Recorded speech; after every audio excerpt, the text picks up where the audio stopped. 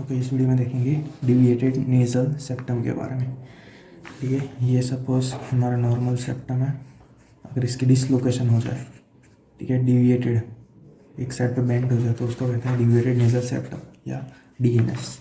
अब इसकी इटियोलॉजी कौन सी होगी, तो सबसे पहले जो मोस्ट कॉमन कॉज है वो है ट्रॉमा। ठीक है, ट्रॉमा कौन से टाइप का हो सकता है, lateral blow of the nose, ठीक है, लेटरल ब्लो, फ्रंट ब्लो, ठीक है, साइड में से या सामने से अगर कोई फोर्स आता है, पंच आता है, एक्सीडेंट होता है तो उसकी वजह से जो नेज़ल सेप्टम है उसका डेविएशन होता है और डीएनएस डेवलप हो जाता है। अब ये दोनों इन फोर्स की वजह से क्या होगा, ट्विस्टिंग होगा, फ्रैक्चर हो सकता है नेज़ल सेप्टम का, ठीक है, डिस्प्लेसमेंट ऑफ सेप्टल कार्टिलेज हो सकता है, ये हो गए। और दूसरा जो one of the most common cause है दूसरा वो है birth trauma, birth trauma during the delivery. During the delivery, birth के नाम ऐसे मतलब जब डिलीवरी होती है तब वहाँ पे से इंजरी हो सकती है, ट्रॉमा हो सकता है, उसकी वजह से डिविएटेड नेज़ल सेप्टम हो सकता है। अब दूसरी जो इटियोलॉजी वो है डेवलपमेंटल एरर। ये सपोज हमारा नोस है, ठीक है, नीचे पैलेट होता है और ऊपर होता है बेस ऑफ स्कल, ठीक है, unequal growth between the palate and the base of skull, ठीक है। तो अगर पैलेट का जो अनइक्वल ग्रोथ होगा, क्लेफ्ट पैलेट होगा या फिर हाईली आर्च्ड पैलेट होगा, ठीक है, इस तरीके से होगा। और नॉर्मली ये जो नेज़ल सेप्टम ऐसा स्ट्रेट होता है वो थोड़ा कर्व हो जाएगा, ठीक है, इस तरीके से हो जाएगा। तो इसकी वजह से होगा deviated nasal septum due to the unequal growth between base of skull and palate. Palate की डेफिशिएंसी की, पैलेट की कोई अबनॉर्मैलिटी की वजह से भी हो सकता है, जैसे हाई आर्च पैलेट या क्लेफ्ट पैलेट।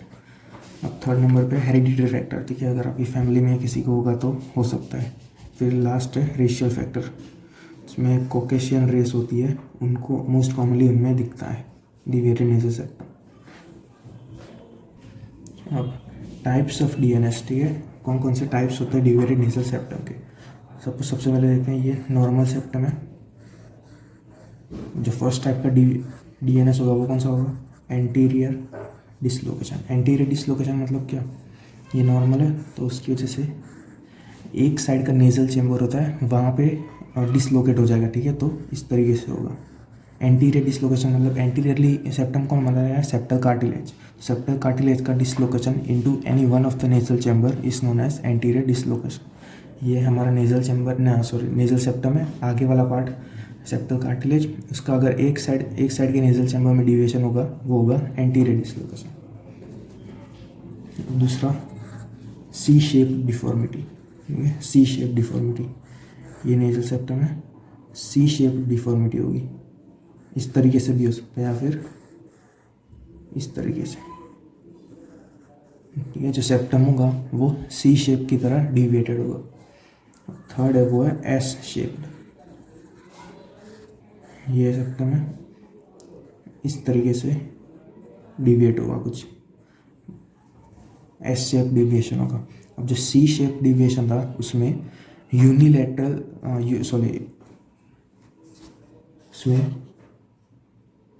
जो नेज़ल ऑब्स्ट्रक्शन होगा वो एक साइड का होगा, मतलब यूनिलैटरल नेज़ल ऑब्स्ट्रक्शन होगा, या तो फिर राइट साइड का होगा। अगर राइट साइड में डिविएट हुआ है तो राइट साइड का होगा, लेफ्ट साइड में हुआ तो लेफ्ट साइड का होगा। अब अगर जो एक साइड में डिविएट हुआ तो दूसरी साइड की जो साइज़ होती है नेज़ल चैम्बर की, नेज़ल कैविटी की, उसकी साइज़ बढ़ जाएगी। तो यहाँ पे लेटरल वॉल में टर्बिनेट्स प्रेजेंट होता है, ठीक है, तो उन टर्बिनेट्स की कंपेंसेटरी या फिजियोलॉजिकल हाइपरट्रोफी होगी। टर्बिनेट्स होगी उनकी हाइपरट्रोफी होगी, फिजियोलॉजिकल या कंपेंसेटरी हाइपरट्रोफी, ठीक है, वो होगी सी शेप्ड डिफॉर्मिटी में। और इसमें यूनिलैटरल नेज़ल ऑब्स्ट्रक्शन होता है ये खास। और जो एस शेप डिफॉर्मिटी होती है उसमें बाईलैटरल नेज़ल ऑब्स्ट्रक्शन होता है। अब फोर्थ डिफॉर्मिटी वो है स्पर, ठीक है। स्पर क्या होता है, बोनी प्रोजेक्शन या कार्टिलेजिनस प्रोजेक्शन, ठीक है, sharp projection, shelf like projection, most commonly होता है eight the junction of the bone and cartilage, ठीक है। जो बोन और कार्टिलेज जो फॉर्म करता है नेज़ल सेप्टम, उनके जंक्शन में होता है स्पर डेवलप। अभी एकदम पिन पॉइंट डिविएशन है, ठीक है, उसकी वजह से जो lateral wall of the nose है उस पर ये क्या करेगा, प्रेशर डालेगा, उसकी वजह से प्रेशर हेडेक हो सकता है, प्रेशर हेडेक होगा, अब यहाँ पे lateral wall of the nose में आर्टरीज वो सब सप्लाई करती है, तो उसकी वजह से एपिस्टैक्सिस भी कर सकता है। ठीक है, ये दोनों सिम्टम्स हो गए स्पर। अगर स्पर टाइप ऑफ डीएनएस होगा तो फिफ्थ टाइप कौन सी है? थिकनिंग। ये नेजल सेप्टम है।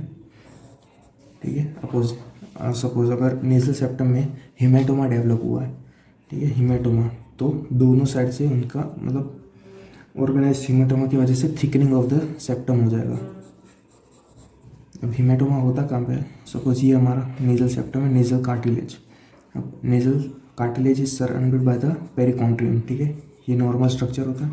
अब अगर बीच में यहाँ पे ब्लड कलेक्शन हिमेटोमा होगा, ठीक है, तो उसकी वजह से जो पेरिकॉन्ट्रियम और जो सेप्टल कार्टिलेज उन दोनों के बीच में हिमेटोमा डेवलप होगा और उसकी वजह से थिकनिंग हो जाएगी। तो ये होगा पूरा सेप्टल हिमेटोमा, जिसकी वजह से होगा thickening of the nasal septum. ठीक है, तो ये है image of the types of DNS. ठीक है, ये है सबसे पहले एंटीरियर डिस्लोकेशन। एंटीरियर डिस्लोकेशन में क्या था? जो सेप्टल कार्टिलेज होता है वो डिविएट हो जाता है into any one of the nasal chamber. ठीक है, इसकी वजह से यूनिलेटरल नेजल ऑब्स्ट्रक्शन होगा।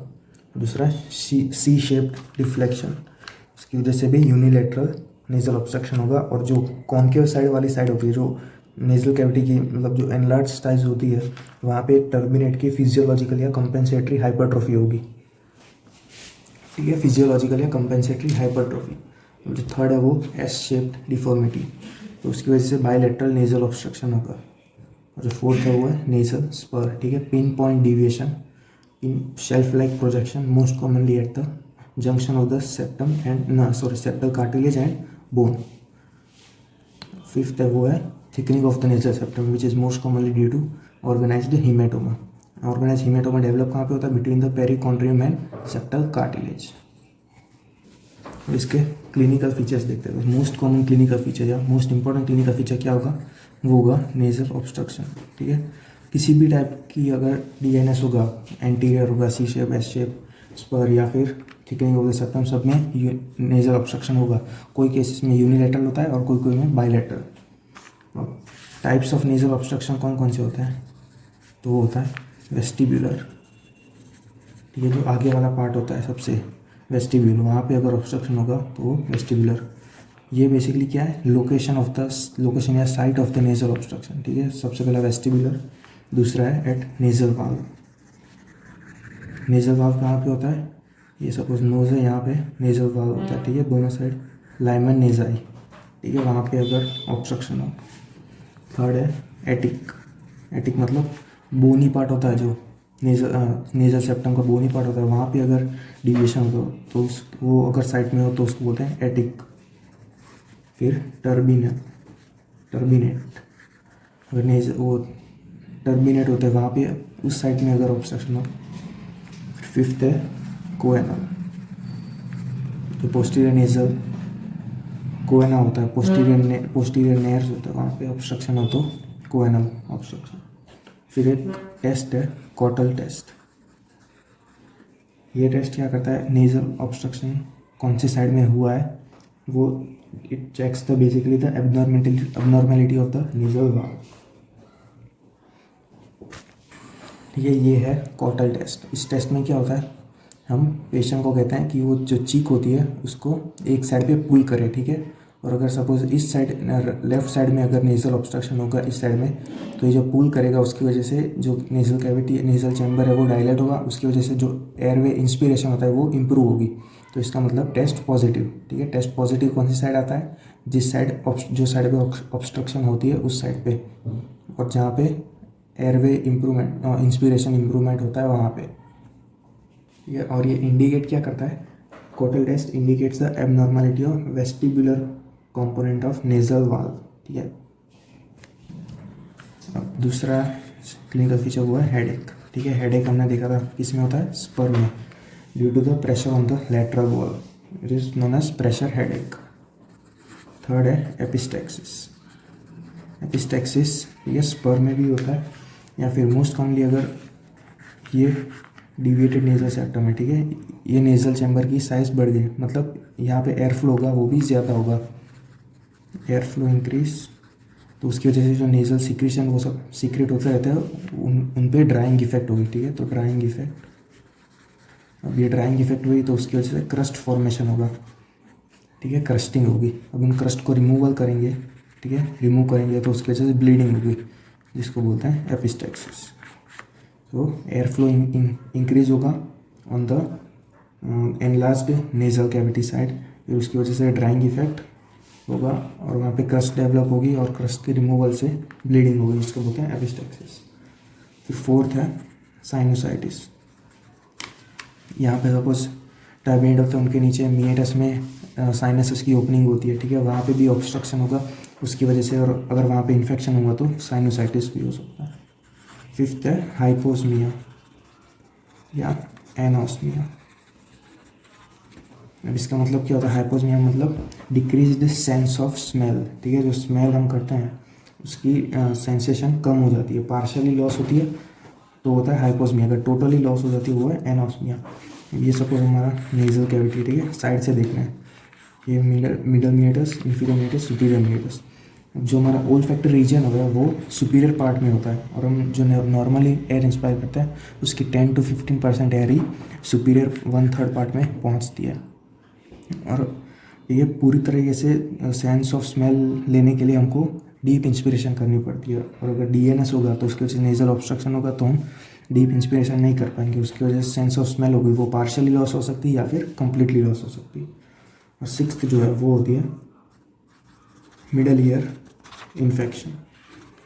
मिडल ईयर इन्फेक्शन, ठीक है, पीछे यूस्टेचियन ट्यूब की ओपनिंग होती है, वहाँ पे ऑब्स्ट्रक्शन होगी, इन्फेक्शन होगी, उसकी वजह से मिडल ईयर में इन्फेक्शन हो सकता है, ठीक है, एक्यूट ओटाइटिस मीडिया वो सब। फिर सेवेंथ है जो लास्ट है वो है कॉस्मेटिक डिफॉर्मिटी, ठीक है, दिखने में और लगता है, मतलब अच्छा नहीं लगता अगर डीएनएस नेजल सेप्टम को डिविएट हुआ तो ये हो गए पूरे clinical features: nasal obstruction, headache, epistaxis, sinusitis, hyposmia या एनोस्मिया, मिडल ईयर इन्फेक्शन और कॉस्मेटिक डिफॉर्मिटी। ये एक सीटी स्कैन इमेज है of the deviated nasal septum, ठीक है, यहाँ पे देख सकते हो आप कि जो सेप्टम है ये डिविएट हुआ है, और जो जिस साइड डिविएट हुआ है उसकी ऑपोजिट साइड में जो नेजल कैविटी की साइज़ होती है वो इंक्रीज हो गई है, उसकी वजह से ये जो इन्फीरियर टर्मिनेट है उसकी फिजियोलॉजिकल या कंपेंसेटरी हाइपरट्रॉफी हुई हुई है। तो सीटी स्कैन से इजीली हम देख सकते हैं कि डिविएशन हुआ है, कहाँ पे हुआ है, और physiological hypertrophy of the terminate हुई है कि नहीं। Treatment of deviated nasal septum, उसमें क्या होगा, सर्जिकल ट्रीटमेंट की होती है, ठीक है। तो सर्जिकल ट्रीटमेंट, अगर कोई चिल्ड्रन आता है, बहुत छोटा बच्चा आता है, मोस्ट स्पेसिफिकली 17 ईयर्स से छोटा बच्चा आता है, तो उसकी हम सर्जरी जितनी अवॉइड कर सकते हैं अवॉइड करते हैं, क्योंकि उसमें जो सेकेंडरी ऑसिफिकेशन सेंटर्स होते हैं नेजल स्केलेटन, ठीक है, पूरी तरीके से डेवलप हुए नहीं होते हैं, उसकी वजह से हम जो कंजर्वेटिव प्रोसेस करनी होती है वो कर सकते हैं, बाकी पूरी तरीके से जो सर्जरी होती है डीएनएस की वो नहीं करते, प्रॉपरली डेवलप होने देते हैं जो नेजल सेप्टम होता है उसको। अगर बहुत सारा नेजल ऑब्स्ट्रक्शन हो रहा है, ठीक है, तो ही हम कंजर्वेटिव ऑपरेशन या फिर ये मोस्ट कॉमनली हम सेप्टोप्लास्टी करते हैं, ठीक है, सेप्टोप्लास्टी कर सकते हैं अगर बहुत ज़्यादा नेजल ऑब्स्ट्रक्शन हुआ है तो। अब जो फर्स्ट सर्जिकल ट्रीटमेंट है वो है सब म्यूकोसल रिसेक्शन ऑपरेशन। अब इसमें क्या होता है, ये सपोज हमारा नोज़ है, ठीक है, साइड में से ये सेप्टल कार्टिलेज है, ये पीछे बोनी पार्ट। अब हम इंसिशन देते हैं यहाँ पे और यहाँ पे, ठीक है, ये पूरा इंसिशन होता है, और यहाँ पे जो म्यूकोजल फ्लैप्स होता है उनको दोनों साइड में उनको रेस करते हैं, ठीक है, और जो डिविएटेड सेप्टम का जो डिविएटेड पार्ट होता है उसको निकालते हैं। Basically most of the septum हम निकाल ही देते हैं इस सब म्यूकोसल रिसेक्शन ऑपरेशन में, ठीक है, एसएमआर भी बोलते हैं। Most of the nasal septum हम रिमूव कर देते हैं, सिर्फ जो ऊपर वाला ये जो पार्ट होता है और नीचे वाला, ठीक है, जो पेरिफेरल पार्ट होता है उसको ही हम सिर्फ प्रिजर्व करके रखते हैं, मतलब उनको ही नहीं निकालते, बाकी सबको निकाल देते हैं। और ये जो इंसिशन देते हैं इसका नाम है किलियंस इंसिशन। किलियंस इसलिए याद कैसे रखते हैं, बेसिकली किल द सेप्टम, ठीक है, मोस्ट जो ज़्यादातर पार्ट होता है वो उसको हम निकाल देते हैं, इसकी वजह से किलियंस इंसिशन। अब जो सेप्टोप्लास्टी वो ज़्यादा कंजर्वेटिव अप्रोच है, उसमें हम यही सेप्टम है, हम इंसिशन यही देते हैं, इन्फीरियर बॉर्डर पे देते हैं, ठीक है, कॉलमेलर जो पार्ट होता है वहाँ पे इंसिशन देते हैं, और इस इंसिशन का नाम है फ्रीयर्स इंसिशन। फ्रीयर्स इंसिशन। इस ऑपरेशन में हम सिर्फ जो मोस्ट डिविएटेड पार्ट होता है, ये सपोज इतना पर डिविएट होता है तो इसको ही हम रिमूव करते हैं, बाकी सबको हम प्रिजर्व करके रखते हैं, नहीं निकालते, वहाँ जैसा है वैसे ही रहने देते हैं। तो ये ज़्यादा कंजर्वेटिव अप्रोच है। मोस्ट कॉमनली अभी सेप्टोप्लास्टी करता है, एसएमआर अभी नहीं करते ज़्यादा से लोग। फ्रीयर्स नाम इसलिए क्योंकि हम मोस्ट ऑफ द जो सेप्टल कार्टिलेज होता है या सेप्टम होता है उसको प्रिजर्व करके कंजर्व करके रखते हैं, इसलिए फ्रीयर्स इंसिशन। तो ये हो गया पूरा डीएनएस, ठीक है, ट्रीटमेंट। सब म्यूकोसा रिसेक्शन ऑपरेशन, उसमें किलियंस इंसिशन, सेप्टोप्लास्टी ये ज़्यादा कंजर्वेटिव है, और इंसिशन हुआ है फ्रीयर्स इंसिशन।